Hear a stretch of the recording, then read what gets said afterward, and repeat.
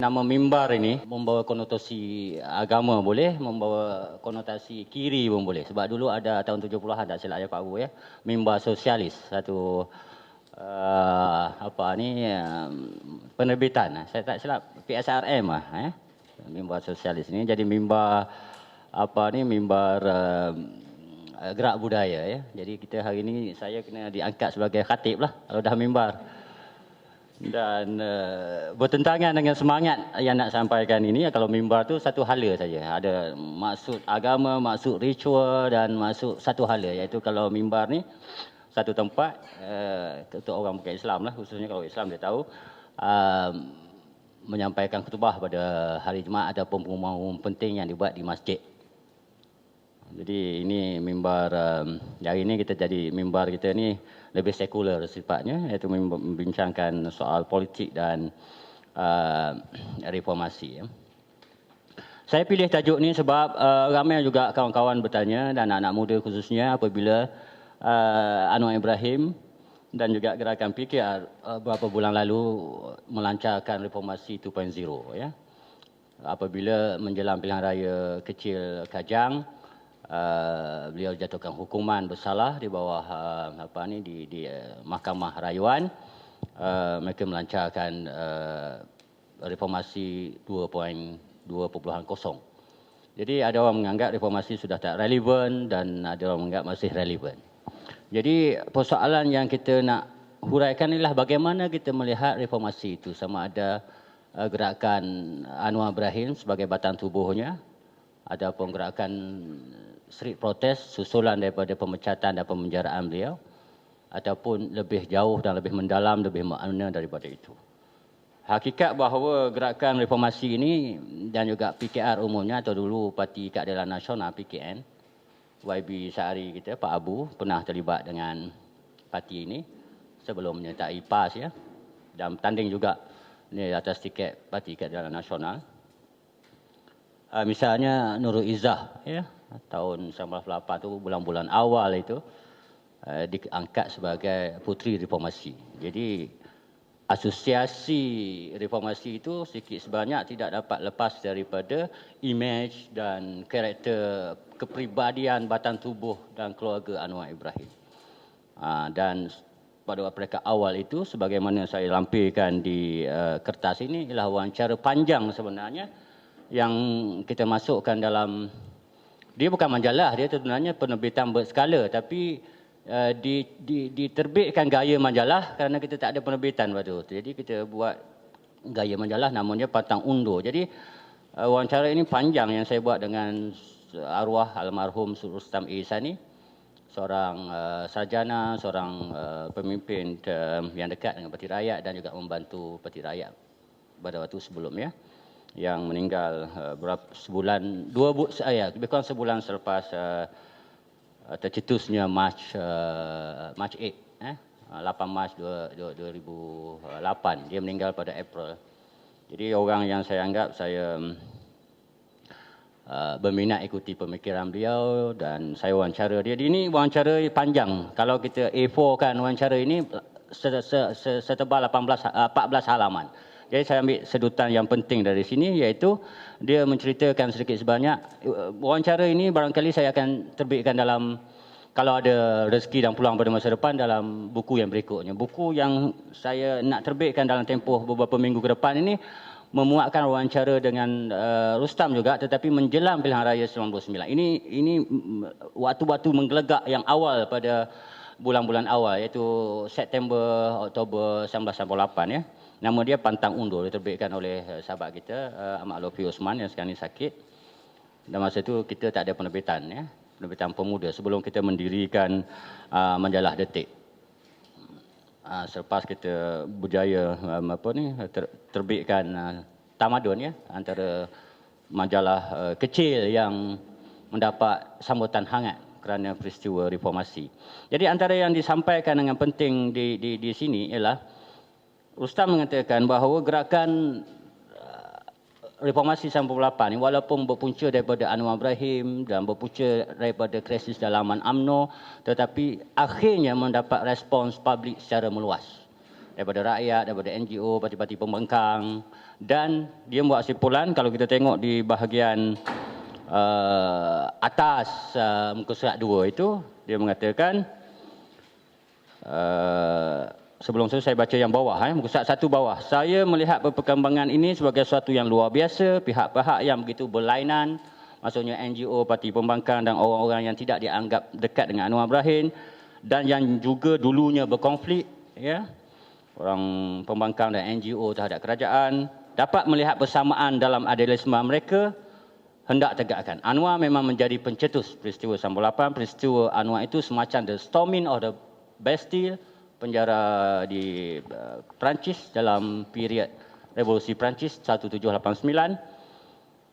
Itu maksudnya. Tetapi ini bukanlah gerakan pro Anwar. Jadi ada orang menganggap selama ini reformasi itu memang ada satu dimensinya, ialah gerakan Anwar Ibrahim dalam UMNO oleh kerana dia tak dapat meneruskan projek kekuasaan yang dalam UMNO, ditendang keluar daripada kerajaan dan UMNO, akhirnya pergi ke jalanan. Tetapi sokongan meluas pada waktu itu menjadi fenomena baru, sehingga kanlah beberapa teman seperti Pak Khalid Jaafar dan yang lain-lain juga, termasuk saya Hisham. Kalau Pak Khalid Jaafar menyebutkannya the new the defining moment, ya, selepas merdeka. Kerana tidak ada beberapa benda perkara yang baru yang kita boleh bincangkan secara mendalam nanti dalam sesi soal jawab. Tapi saya nak tekankan ini yang disebutkan oleh Rustam ini, tetapi ini iaitu fenomena tahun 98, September, Oktober dan yang seterusnya itu, bulan-bulannya bukanlah sepenuhnya gerakan Anwar dan bukannya sepenuhnya pertentangan antara Anwar dan Mahathir saja, tetapi telah menjadi pertentangan antara rakyat umumnya dengan rejim yang dinamakan Mahathir, ya.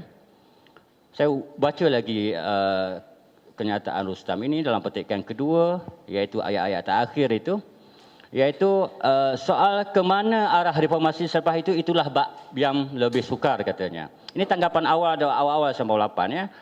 Artinya awal-awal krisis politik reformasi 98. Setiap orang yang berfikir tentang masa depan itu harus duduk bersama-sama berbincang.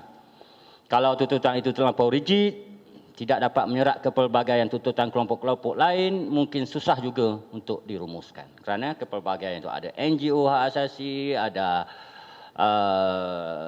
masa itu ada satu kelompok artis yang berprotes, ya, apa nama dia, artis proaktif. Juga protes, sekelompok kecil,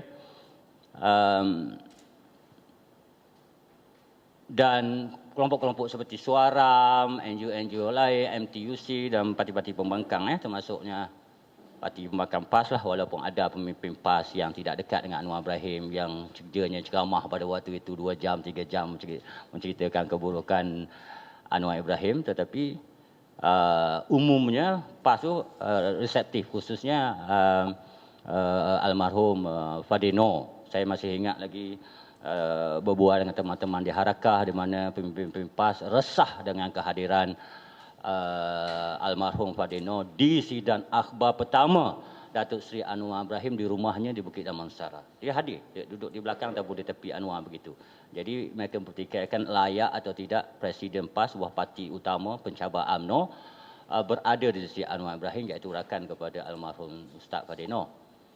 Kerana mereka melihat dalam paradigma lama, iaitu mereka menjangkakan ataupun mengandaikan ini satu lagi krisis UMNO, sebagaimana Tengku Razali melahirkan Tim B dan kemudian melahirkan Semangat 46. Begitu tanggapannya di peringkat-peringkat awal itu. Jadi ada keresahan seperti itu, pertikaian seperti itu.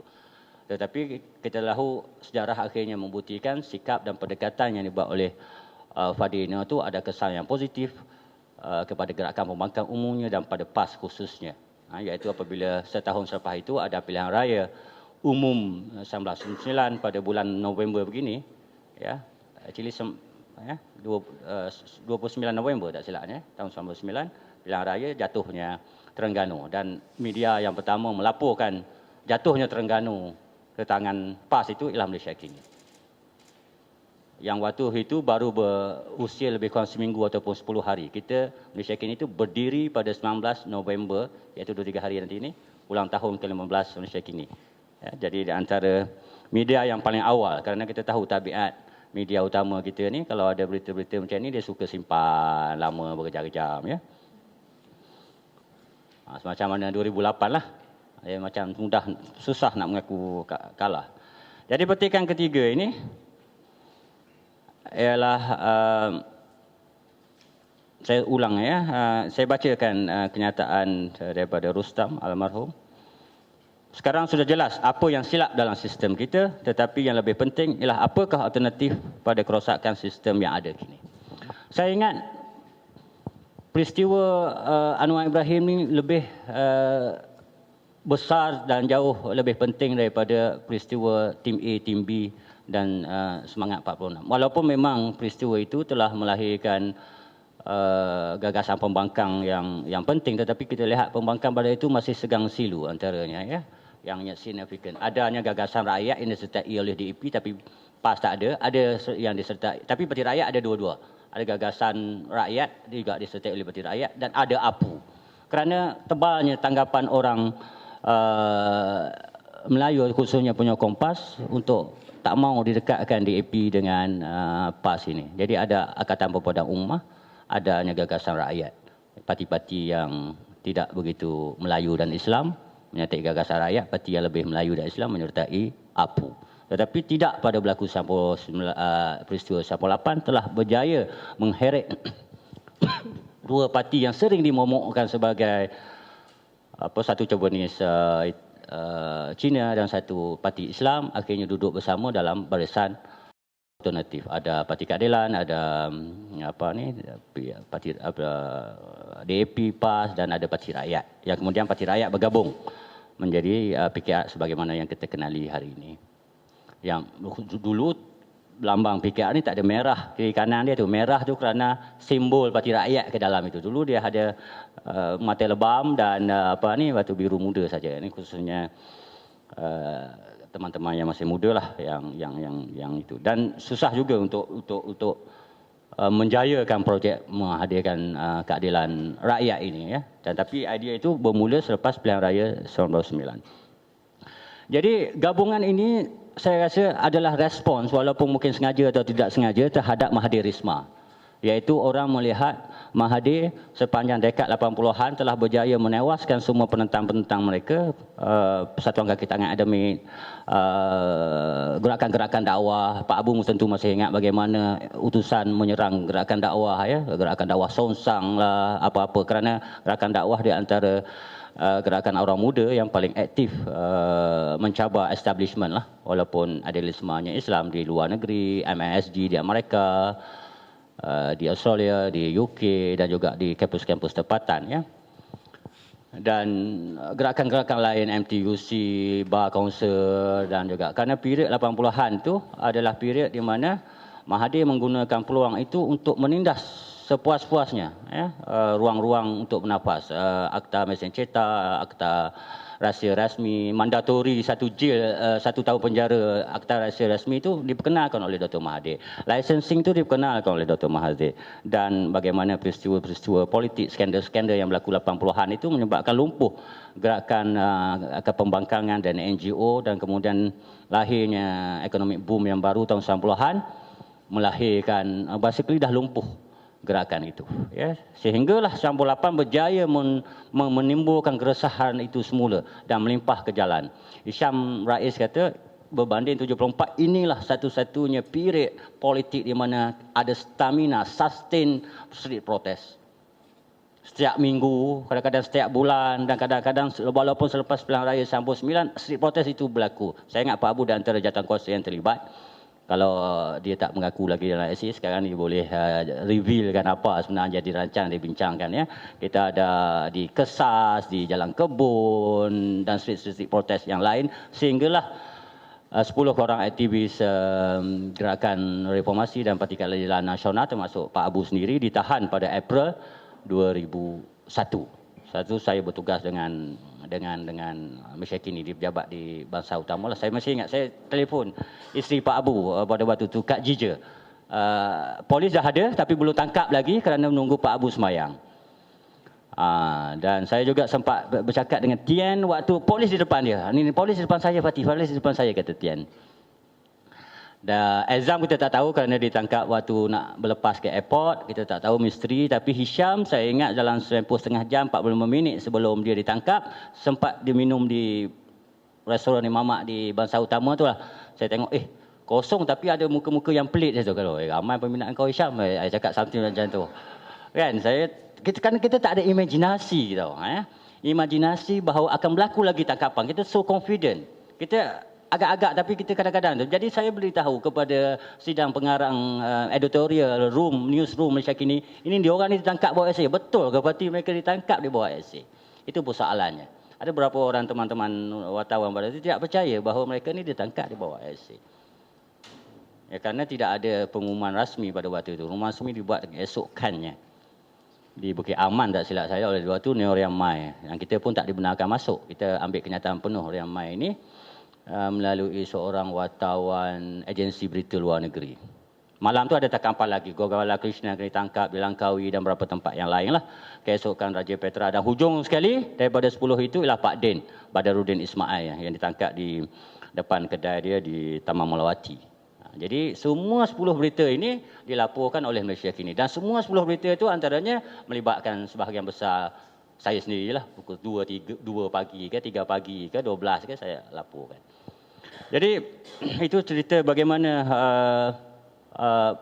keresahan masyarakat terhadap peristiwa 1998. Banyak elemen-elemen baru, antaranya itulah pertama yang saya sebut tadi ialah sustain street protest. Yang kalau kita tengok sekarang, orang makin percaya bahawa street protest itu adalah satu wahana atau medium atau alat untuk mencapai hasrat politik. Adanya bersih dalam konteks yang besar, ada hidrah dalam konteks yang besar sehingga kan orang percaya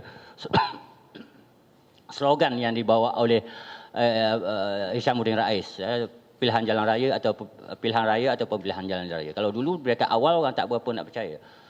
Lahirnya bersih itu sendiri ataupun sebelum bersih lahirnya Mafreh itu sebenarnya cita-cita yang telah dibuat waktu period 1999 juga. Tapi gerakan pemantauan pilihan raya 1999 itu tidak begitu menjadi. Itu di antaranya digerakkan oleh Kamal Ania, Peguam Wanita Anwar Ibrahim. Tapi memang betul ada kesedaran bahawa pilihan raya ini menyimpang dan betul. Tetapi stamina secara serius untuk memikirkan pilihan raya bebas yang adil ini sebahagian besar ni gerakkan oleh peristiwa reformasi 1998. Seperti itu juga gerakan menentang ISA. Memang betul sejak operasi Lalang lahirnya gerakan pembela orang-orang tahanan ISA yang akhirnya mencetuskan Suaram.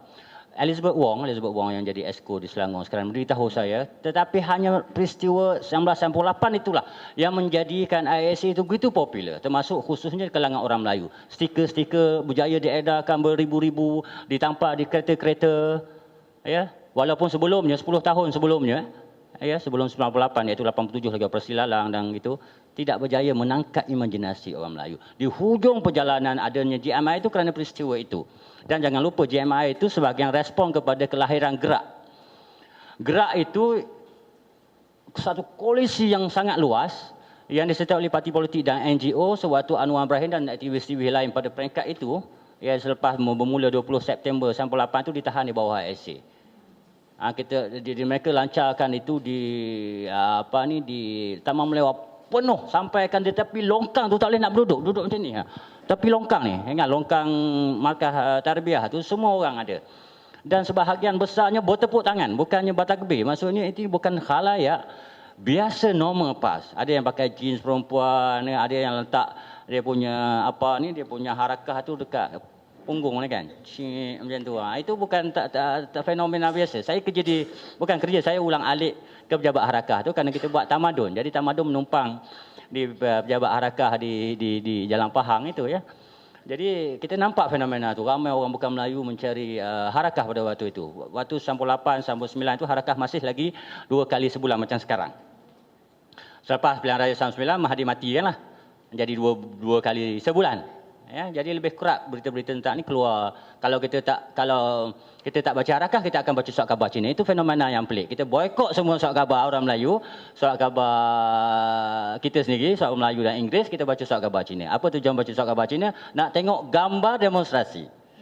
Jadi kalau kita demonstrasi pukul 2, pukul 3, pukul 4 itu, petang ni kita akan cari surat khabar Cina kerana kita nampak gambar-gambar kita. Sebab banyak dimainkan oleh surat khabar petang Cina ataupun keesokannya. Jadi kita tengok surat khabar tu, kerana surat khabar lain tak akan dapat menceritakan perkara yang benar ni, sama ada langsung dia tak lapor ataupun orang kata 3,000, dia kata 300. Kecuali ruang yang kecil lebih kurang sebesar ini yang selalunya keluar ada Sun. Saya perasan Sun ini sedikit tidak terpengaruh dengan arus perdana umumnya. Jadi orang boikot media seluas-luasnya pada waktu itu walaupun tidak ada kempen sistematik dan sengaja memboikot media.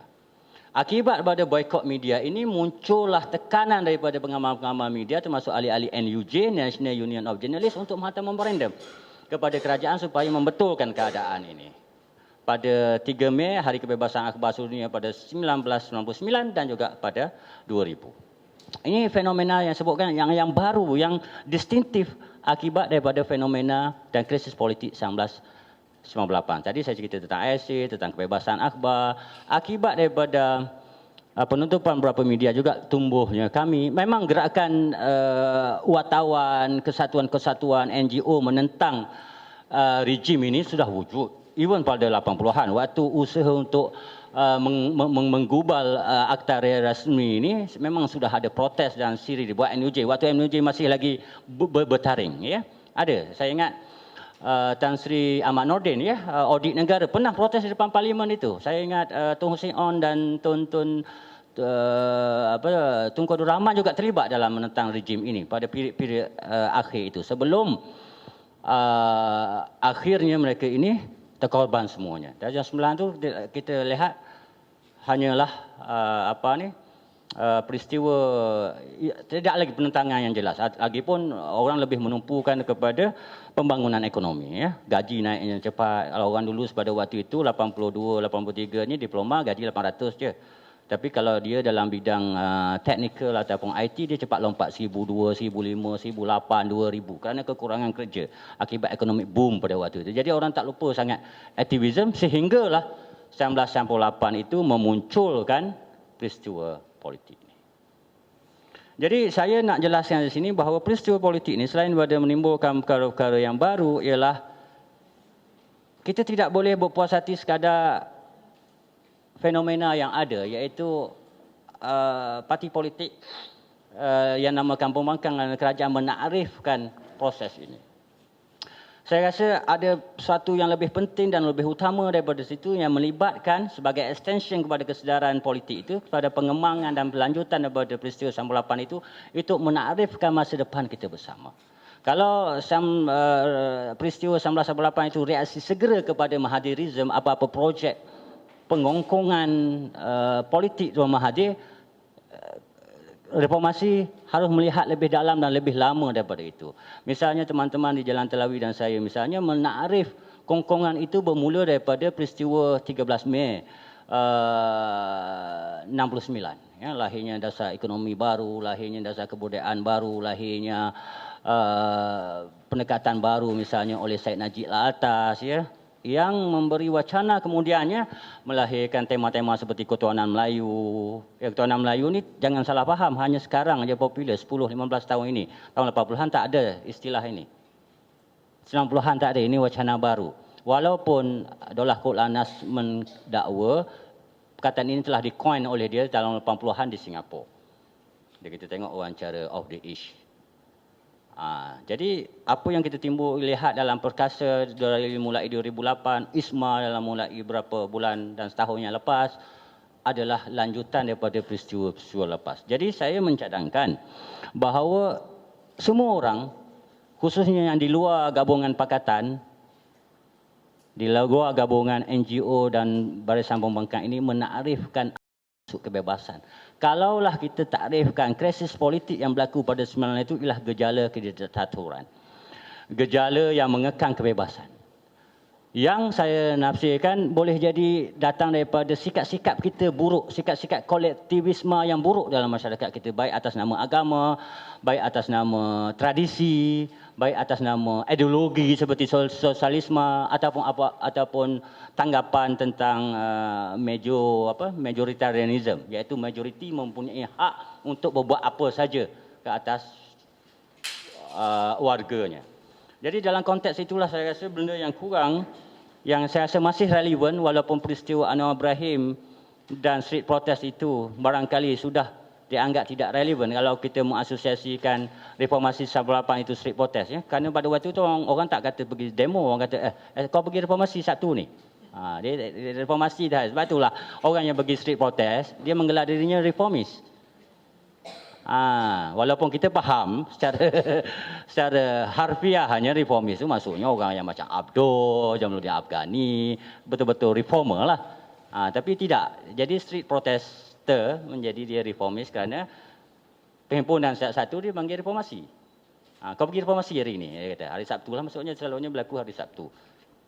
Dan di tempat yang sama jugalah kalau tak di Sogo di di Kampung Baru ataupun di Sogo sebelah petang belah maghrib di Kampung Baru. Jadi saya boleh baca saran-saran saya ni sebab saya nampak kekangan politik ni terlalu berluasa sehingga kerana kita lihat dalam pattern maksudnya begini ya, kita mula terlibat dengan politik bila kita ada kesedaran politik, kita menjadi aktivis pelajar, kita menjadi aktivis NGO, kita menjadi penyokong parti pembangkang, kita tidak ada model lain daripada apa yang kita hadapi dan kita lihat sekarang. Ya, kalau kita menjadi penulis di sosial media, Twitter dan Facebook, wacana politik itu format dia begitulah. Jadi kalau kita masuk parti-parti politik ataupun NGO, kita ikut saja pattern yang ada, cara behavior berlambua kuasa. Jadi tidak ada wacana yang serius yang mendalam apa yang sebenarnya nak merespons kepada fenomena 98 itu. Kalau kita rasa fenomena itu akibat kekangan yang berlabasan, Mahathir boleh buat apa sahaja terhadap timbalannya, boleh buat apa sahaja, tak ada orang yang menentangnya. Termasuk Pak Abu ditahan ISA.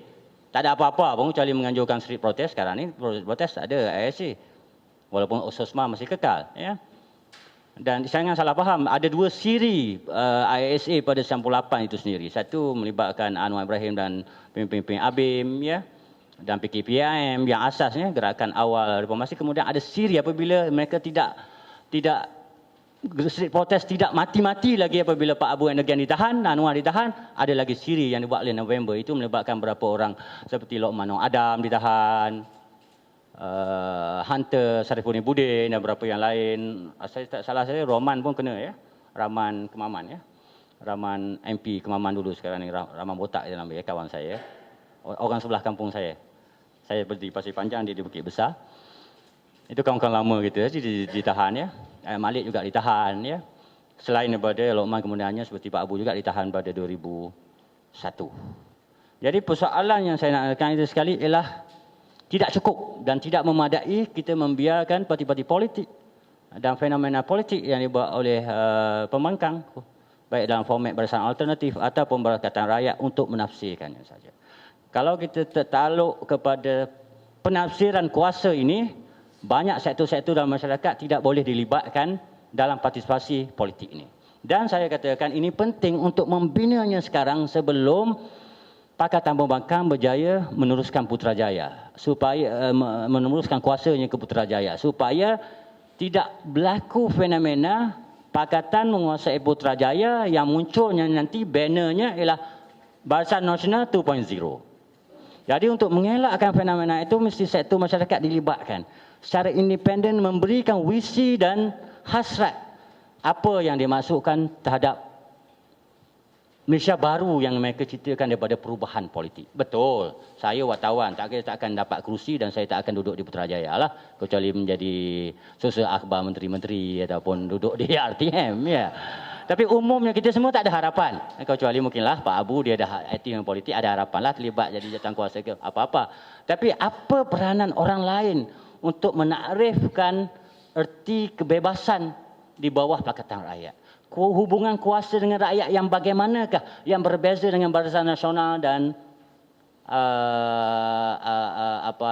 Mahathirisim?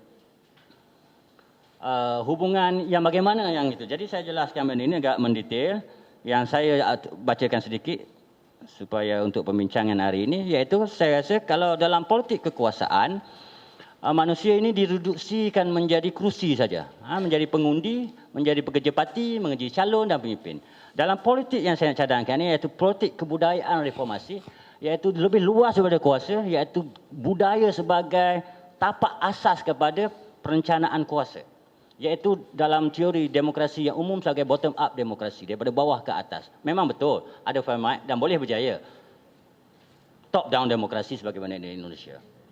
Iaitu elit politik, orang yang menang, mengubah undang-undang dan membentuk struktur baru ke arah pembukaan demokrasi. Tapi yang saya sarankan ini, sebelum kita dapat kuasa, kita membentuk budaya demokrasi itu sendiri. Iaitu penghargaan kepada manusia.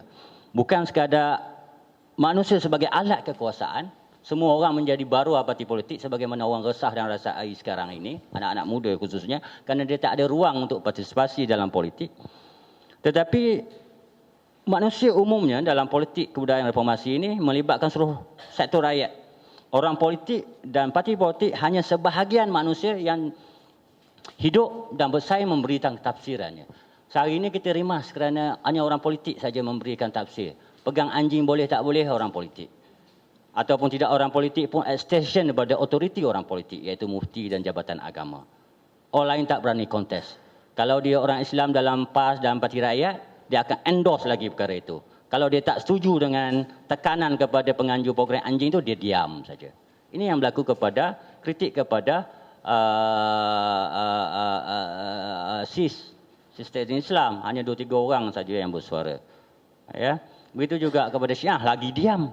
Seolah-olahnya orang-orang Islam di dalam PAS dan di dalam PKR bersetuju dengan tekanan seperti itu.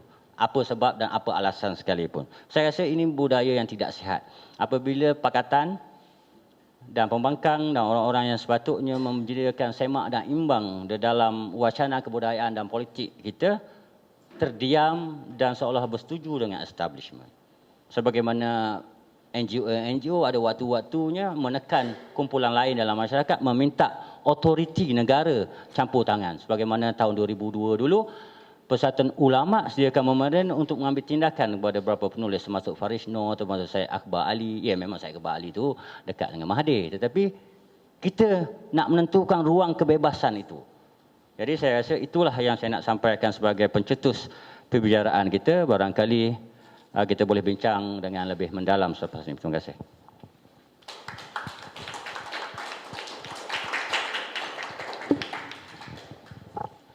Terima kasih kepada Saudara Fatty di atas